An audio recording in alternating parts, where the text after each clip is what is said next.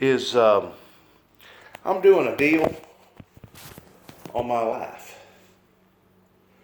And the events that occurred in 2006, whenever me and you and a bunch of us went down there to Mississippi, was that not a cluster of... That's a mess. Huh? That was a big mess. You know, I tend to believe that the insurance companies, the way that they buffaloed their own customers, because some of them had been having policies for 50, 60 years and never turned in a claim. Whenever you tell your customer base, hey, we're not covering you, you didn't have flood insurance, even though it was a Category 5 hurricane that pushed a 40-foot wall of water on top of you, don't you think they screwed them people over? There was a lot of people got screwed over in that deal. And the state of Mississippi sat back and watched that and let that happen, didn't they? Down to the people that was working. The people that working didn't make credit. The ones... People that was working wound up losing their shirt, didn't they lost their tail. I mean, some of them wound up losing $250,000 to $500,000, maybe even $1 million by bringing all that equipment down there and then realizing, oh, they got all these laws and bylaws to where, oh, you can't come in here and be your own subcontractor. You can't be a super, you got to be a sub, or, you know, all those technicalities that ruin a lot of people. Ruined people. Have you been back since then? I ain't been back.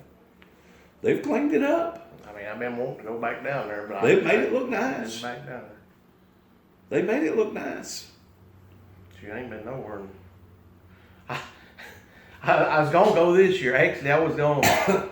My wife and stepdaughter had went to Orlando and got rooms in Panama, and I was supposed to leave the day the hurricane hit. Really? I was supposed to be leaving, being down there that evening. What'd you ever do with that big old truck you had that I put my truck in? Remember that big old gravel truck or that dump bed truck that you had? I sold every one of them. Did you really? See, they didn't treat none of us right down there because I was told that Halliburton was getting paid $45 a square yard, but they wasn't paying us but how much? $3 a square yard. $3 a yard. That's where Halliburton got rich at, wasn't it? Dick Cheney. Huh?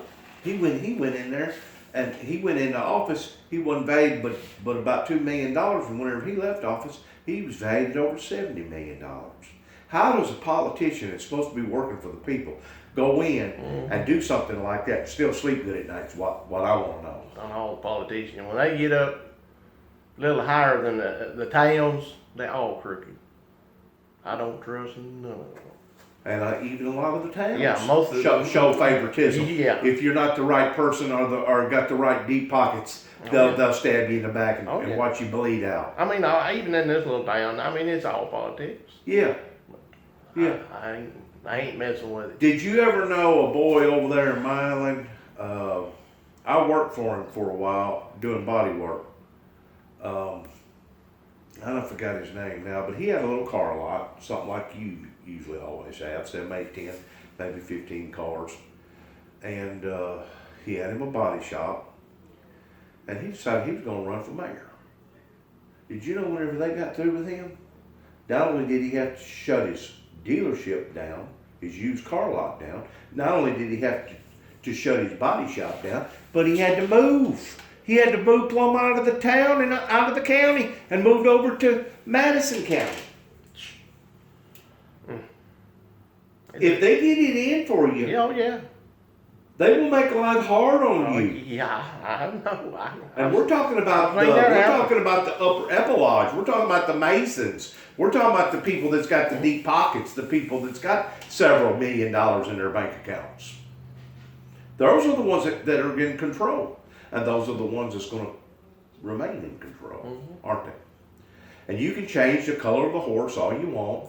You can change him from brown to purple, from purple to white, and white to black. But whenever it's all said and done, it's going to be the rich dominating the working class and the poor class. And that's the way it's been since the beginning of, I guess, the neons. going all the way back to the Pharaohs. And most of the small towns around here, the ones that's got the money, they bring in the drugs in too. They don't need the money, but Yeah. they're the ones that's bringing it in. Sure they are, because they got the money to do it. It ain't the small man. I think the majority of it's coming out off a lot of these private jets. A lot of it is. And I don't think building a wall's gonna do no good. Do you? I mean, it'd probably help. It helped towards the rootless people, but whenever it comes to a lot of your pharmacists and your doctors, they're just as dirty as anybody else. You know what I'm saying? Dirty. But I found out a few years ago how it's coming into a lot of the towns around. And they asked me to bring it in, and I had a son that was in jail at the time over this crap. Drugs has ruined this country. It has. It's ruined their thinking, their mentality, their mental mentality. It's ruined it. And whenever it comes to the churches, I tend to wonder if the churches isn't the dirtiest, because they're the ones that's supposed to know better, but they're doing it anyway. I mean, They're using Jesus as a front, there's a lot of aren't they? high-ups in the church. They're using Jesus as a front. That ain't right, Greg. You know what I think? I think the big guy upstairs may be getting ready to do something, and that's the reason why Homeland Security put out that little memo this past last week. Did you see the little memo that they put out? Telling everybody to prepare. Go and be a prepper and save at least 6 months worth of food and 6 months worth of water. Now, why would a Homeland Security have put that out if they didn't think something was fixing to come over the horizon? That's Homeland Security that put that out. Well, you know, that's the very thing that they went in and desecrated that group of people down there in Waco over. They was a bunch of preppers. That's what they was. They was preparing for the doomsday, for the sky to fall. And they was saving up and gathering up all kinds of goods and all kinds of guns and everything else. And they went in and busted them up. Not only did they bust them up, but they ruined them. That bunch down there at Waco. Of course, they tried to justify it because the main leader had sexual intercourse with some of the girls down there that he shouldn't have had sexual intercourse. But still, you know as well as I do, Greg, that was not warranted towards going in and killing all those people like that. What was it, something like 70-something people's lives that they barbecued? We don't know what's going on in this country. We just know Bits and pieces. little bits and pieces. I know the insurance companies has showed their ass towards changing different policies and making it hard and prorating this and prorating that. I mean, you talk about crooks, and I'm just not talking about what went on down there Hurricane Katrina or other major catastrophes. I'm talking about this industry right here. This is awful. They will cut your freaking throat and watch you bleed out in front of you. Yep.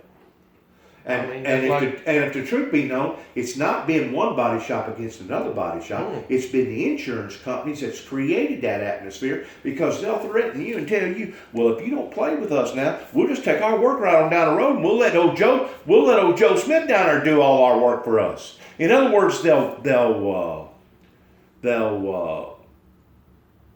blackmail you. They're putting you back against the wall. And if you don't accommodate them the way that they want to be accommodated, they probably will take their work and send it down the road to old Joe. Am I right or wrong about that? We're being shoved, we're being pushed, we're being dominated and dictated to. Similar to what happened to our ancestors back whenever the rural crown was coming over here towards the taxation of tea.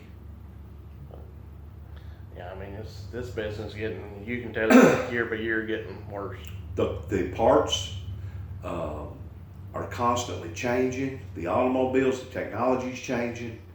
Most of the bigger body shops that I've talked to has had to add anywhere from a $90,000 to $110,000 room just for aluminum. Of course, that includes all the equipment with it. But still, by the time you get through adding another $110,000 I ain't gonna do onto your bill,